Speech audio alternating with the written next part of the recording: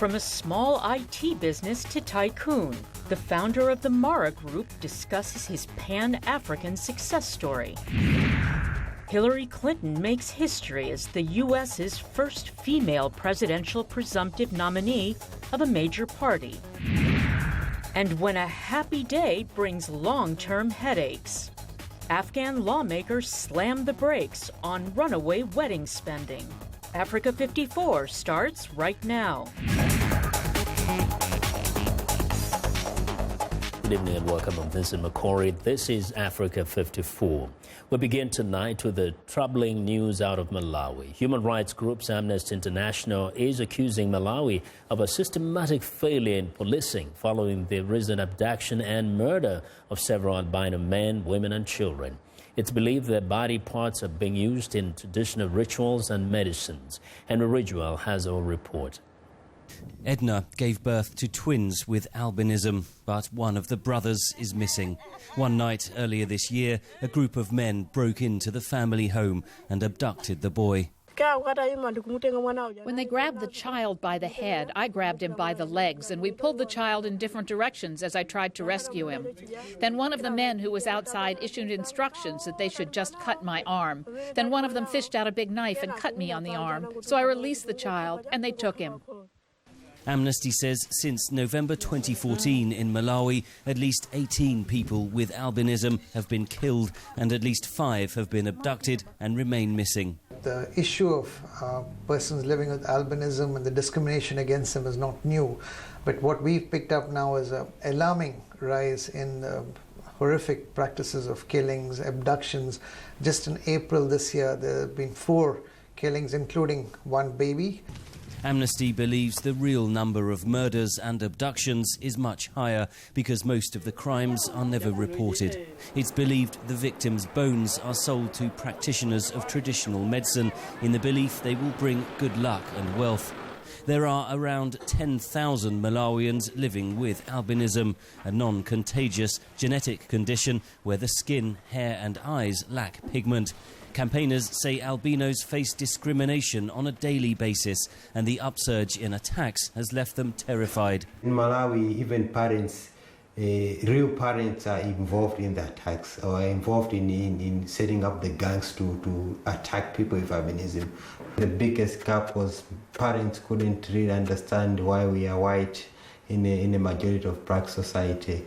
Amnesty accuses Malawian authorities of a systematic failure of policing. Only 2 cases of murder have resulted in convictions. So there is no deterrent effect. So one of the things we are calling on the Malawian government to do, particularly in rural districts, that there should be visible policing. The Malawian government has disputed Amnesty's accusations of police failures and says it is taking widespread measures to tackle the killings and abductions. Henry Ridgewell for VOA News, London. An Eritrean man suspected of running a huge human trafficking network that sent thousands of migrants to Europe, leaving many to die on the way, is now in Italy after being extradited overnight from Sudan. Prosecutors say Medane Yedeho Merid, nicknamed the General, had been heard on intercepted telephone calls boasting about cramming more people onto rickety boats than other traffickers. The 35-year-old was arrested in Sudan on May 24th on charges of human trafficking and abating illegal immigration. He faces up to 30 years in prison if convicted.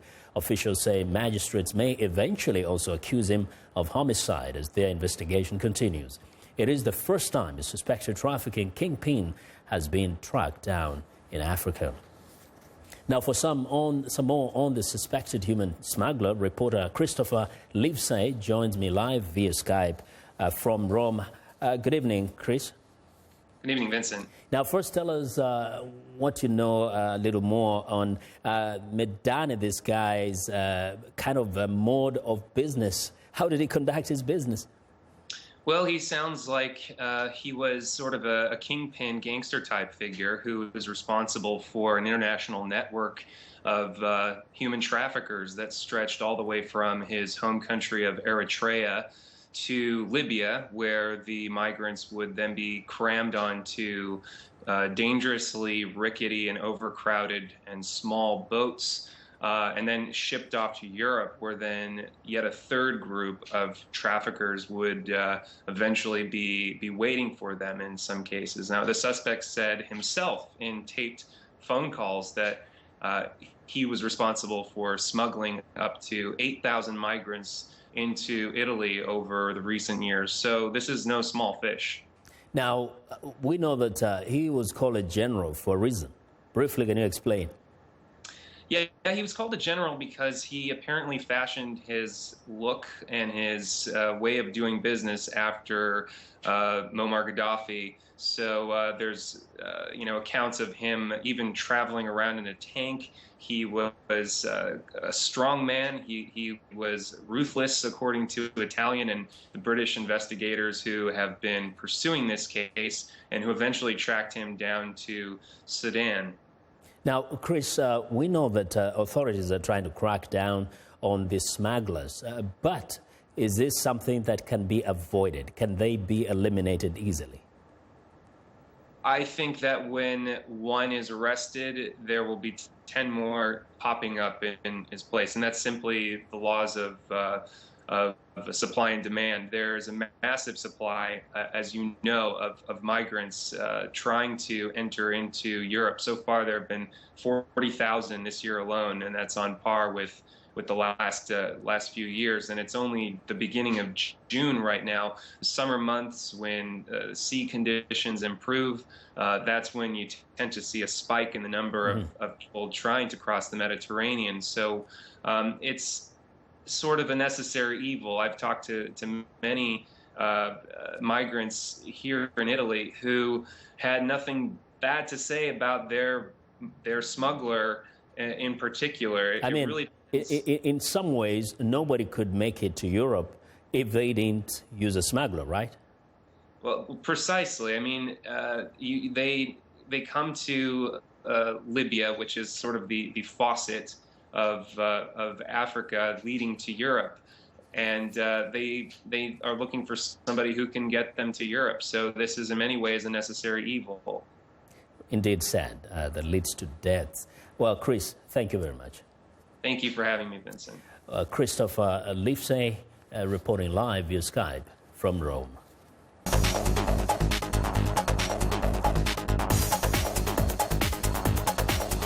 Well, in business news, crude oil is trading near 10-month highs as data shows stockpiles have declined. For more details, Africa 54 business correspondent Jill Malandrino joins us live from New York. Hi, Jill. Hey, Vincent. So oil has surged more than 90% to over $51 from its 12-month low in February due to steady declines in U.S. production, increased demand in India and China, and unplanned disruptions in Canada, Venezuela, and Nigeria. The Niger Delta Group, which has claimed a string of attacks that cut crude sharply, including the pipeline operated by Royal Dutch Shell, has brought Nigeria's oil output to a 20-year low.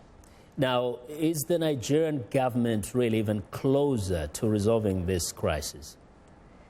Well, President Buhari has appointed a team led by the National Security Advisor to begin with the process of speaking with the militant group that would scale back military operations in the region, according to Nigeria's oil minister.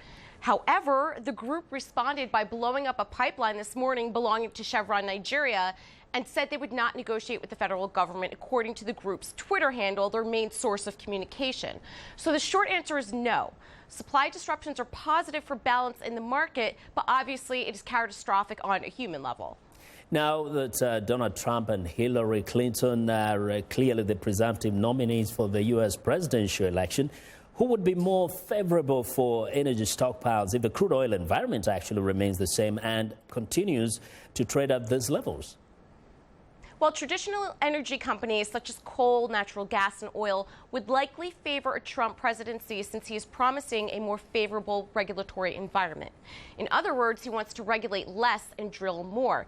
But, and this is the big but, Trump's plan would unlikely solve the energy industry's problems. Just look at how crude oil crashed from $150 to $26 because of the supply glut caused by too much U.S. drilling. Pumping more would make the U.S. less reliant on foreign oil, but it may also fuel the oversupply situation that has only just started to balance out. Well, let's hope it will all be good for all of us. Thanks a lot, Jill. Thank you.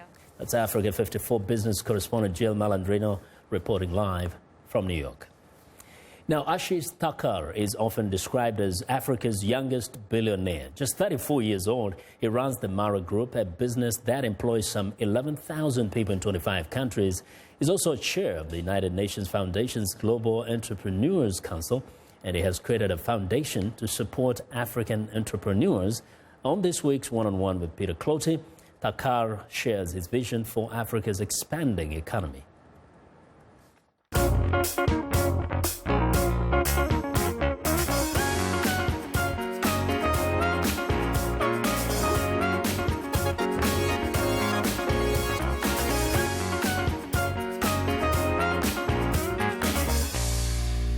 What currently is the business climate or conditions in Africa? Look, I think the reality is, Peter, with commodity prices being where they are, China's slowdown, IMF revising growth rates across emerging markets in general, but particularly our continent, I think naturally we're not immune to all of these things that are taking place. Some of our currencies got devalued quite a bit in the last 12 months. However, there is still genuine growth. So we as Mara and our businesses, such as our Bank Atlas Mara and other businesses, we're very bullish and excited that this is still a fantastic time to be active on our continent. And I think people need to realize, and now more than ever, that we're not a short-term win as a continent. You know, we're medium to long-term strategy. And people who have that medium to long-term mindset, we are the perfect investment destination as a continent. So how is the Mara Group of companies doing in Africa at the moment? How is it doing? It's doing great. With God's grace, you know, there's been fantastic growth across the group in the various sectors. This year is a big year for Mara. We turned 20 years old in August, so it's going to be our 20-year anniversary. And to be perfectly honest, Peter, I think as cheesy as it sounds, I think we're just getting started as Mara.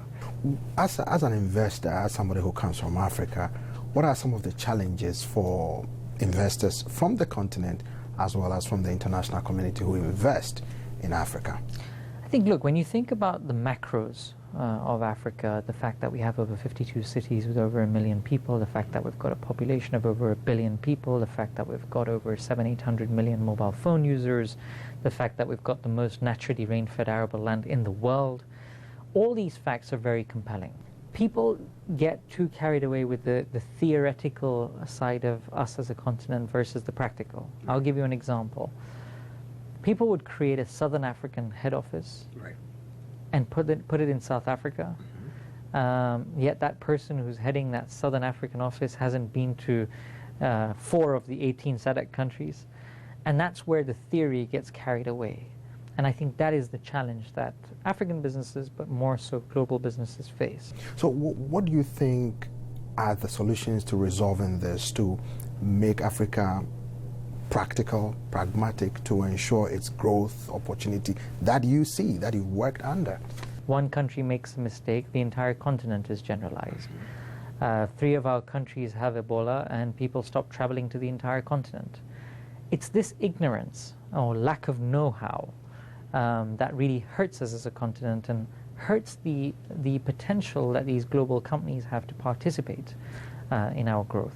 So I think what's important is we've got to tell our own story. We've got to change the narrative and make it more of one of reality. And it needs to become more realistic. People need to start paying attention to the real facts and not get carried away with certain headlines which don't give the real story. Ashish, governments across Africa have always been said to have talked a good game, but have not implemented policies that will attract the private sector to invest or to partner with the private sector to improve the living conditions of the people. What do you think governments can do differently that will make the environment attractive enough for people to invest? I think what needs to be done better, I think our borders need to open up quicker, because collectively as open markets we're a much bigger target than just individual countries. So regional integration does need to be fast-tracked. Free movement of people and goods, particularly goods, I think is a very important angle. Standardizing laws and policies as much as possible, but at the same time, learning from the best examples, and that doesn't necessarily need to be from within our continent. Taking examples from other countries in Latin America or Asia that have done it very well. In the next 5, 10, 15 years, what do you want to see in Africa happen? My dream and our vision as the Mara Foundation is that I want to see a self-sustainable Africa. I've said it before, we don't need people to feel sorry for us. We don't need people's pity. We want to do business, we want investment, we want to do trade, and not necessarily aid. Thank you very much, Ashish. Thank you, Peter. Thank you so much. Cheers. Thank you.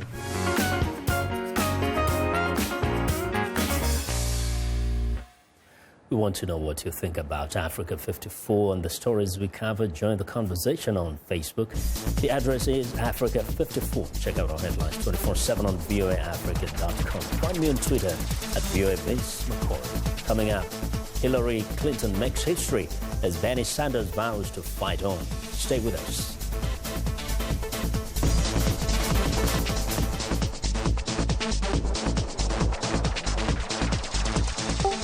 Facebook, Twitter, Instagram. They tell you what people are talking about. So for an in-depth look at the stories trending high on social media, turn to #VOA. It's not your typical talk show. From politics to pop culture, #VOA brings in the people leading the conversation, engages the audience, and gets answers to your questions. #VOA. Smart talk for smart people.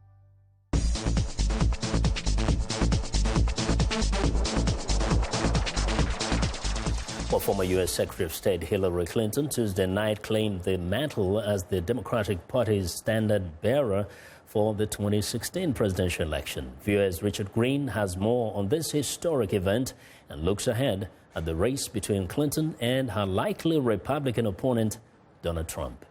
After months fending off an unexpectedly strong challenge from Vermont Senator Bernie Sanders, Clinton declared herself the winner of the Democratic Party's presidential nomination contest Tuesday night. Thanks to you, we've reached a milestone. The first time in our nation's history that a woman will be a major party's nominee for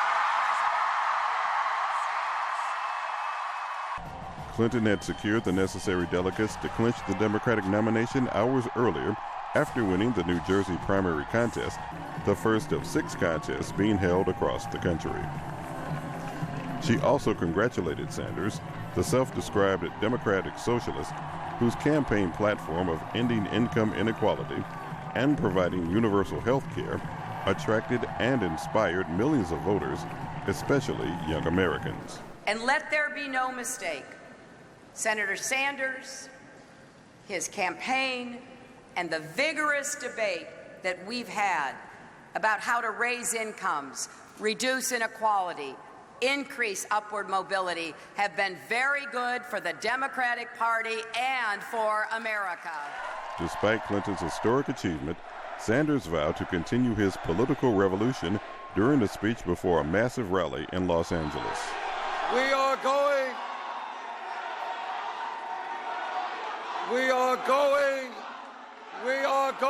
to fight hard. We are going to fight hard to win the primary in Washington, D.C.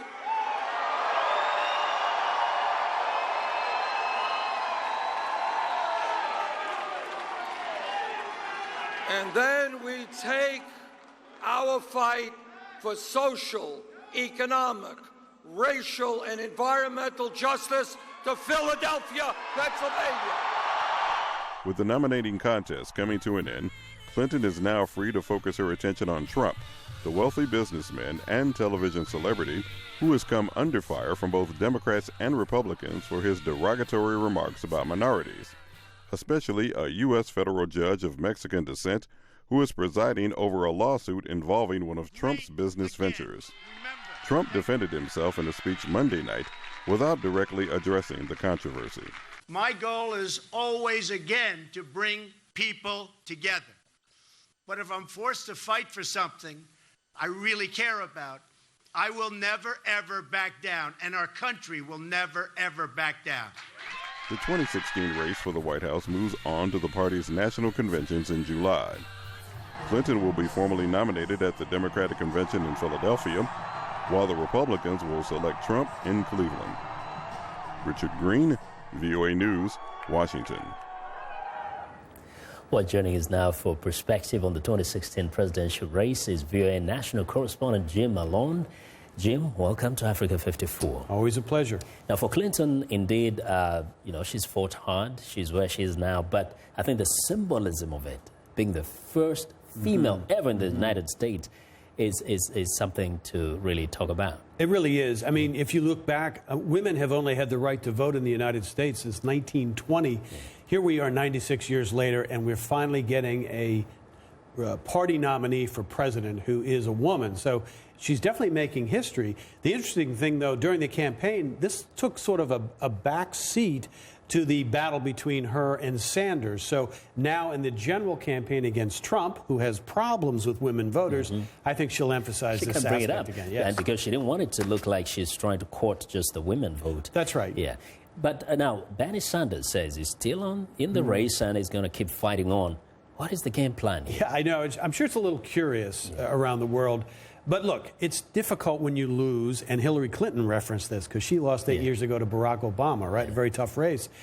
It takes time not only for the candidate to get over the loss and reconcile themselves with it, but their supporters. And this is where you have to be careful. I think it's going to take a few days, but I think the real key role here will be played by the commander-in-chief of all people. Don't forget, Barack Obama's not just president.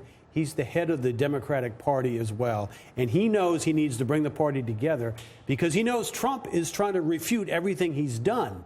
So he wants a strong Democratic Party to take on Trump in November. And we know that Hillary Clinton, when she ran against Barack Obama for the nomination for the Democratic presidential race, she had some fundamental differences with Obama. Yes. Now, if she emerges as she is now the nominee for the party. What are the fundamental differences between her and Trump that will perhaps be a decisive factor in being elected? I think Clinton will really focus on Trump as someone who's too risky to be president. I think that's first and foremost. It's going to be a negative campaign. Clinton will offer the aura of stability and continuing in Obama's footsteps. And right now, Obama's approval ratings are up to 50%. That's a good sign for a party trying to keep the White House for a third term. Trump, though, is a wild card. We know that. He's appealing to independents, and he's going to be a political outsider. And sometimes it can be tough for a career politician to take on a political outsider. Yes. The issues that surround Clinton, people have talked about them and wondered, is there any risk henceforth being brought up, like the issues of the emails and all that? Right. Or is that now Well, behind no, us? they're still awaiting an FBI investigation result about the email, whether anything was jeopardized in the handling of classified information. We don't know when that's going to come out. It could be a potential pivot point in the campaign. I think the Clinton people don't expect any sort of criminal indictment. They're expecting maybe a slap on the wrist. But if it does go in a different direction, it could really upend the campaign. So we'll just have to wait and see on that. And very quickly, for the sake of our viewers, what is it that we're likely to witness at the conventions between Sanders and Clinton? Well, yes, I think it's a period of coming together. This will take weeks. And Clinton will adopt some of Sanders' platform ideas, especially income inequality. Now, for Trump at the convention, hold on to your seats. I think anything's possible. He's a showman, and he's already said he wants to jazz up the Republican convention in Cleveland. And he doesn't have to worry about somebody challenging him, which was initially what was supposed to be the case. As long as he doesn't keep making these controversial comments, because they have really rocked the boat in terms of the Republican establishment this week. Yeah. So Trump is fighting this backfire with his own Republican supporters. At least he's now using teleprompter and might change things. That's right. Well, Jim, thanks a lot for your analysis. Thank you. Always. Yeah. Well, we do appreciate Jim's insights. Thanks to him. He's our VOA national correspondent. Always joins us here to give us some clarity on issues. Well, it's time now for a short break. Still to come on Africa 54. Why have African lawmakers passed a cap on wedding expenses? We'll be right back.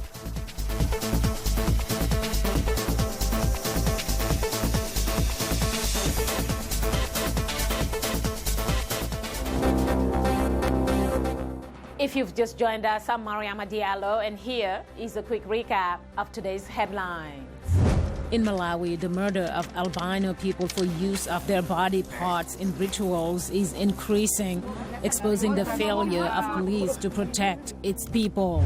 In Libya, the Coast Guard stopped and took ashore a boat headed for Europe with 117 migrants and 6 pregnant women aboard. In the Democratic Republic of Congo, police officers are trained to carry out boat patrols by the UN peacekeeping mission in an effort to improve security in the east. Finally, in Niger, Boko Haram fighters kill over 30 soldiers and force thousands of citizens to flee during their attack to take the town of Boso. That's all for today. Thanks for watching. We'll see you next time.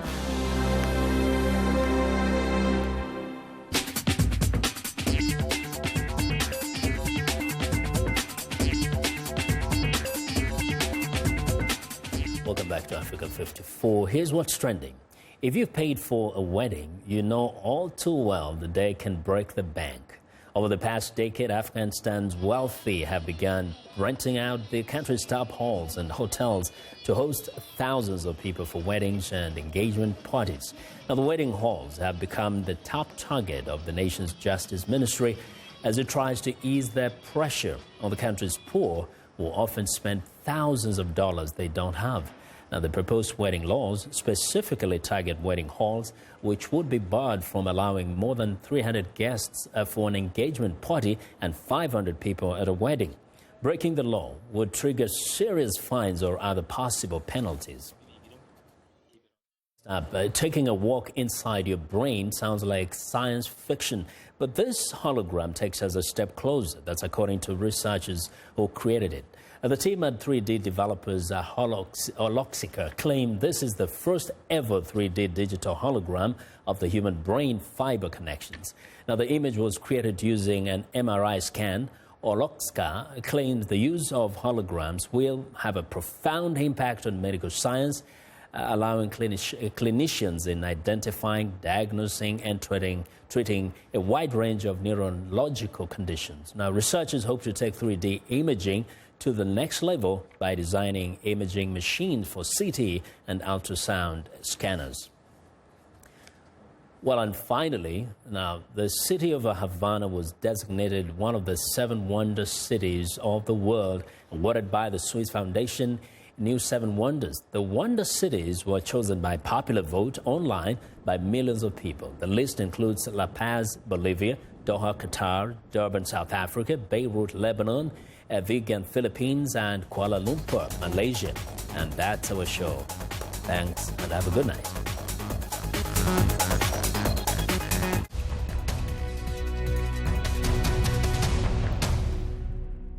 Welcome to the Voice of America's Newswords.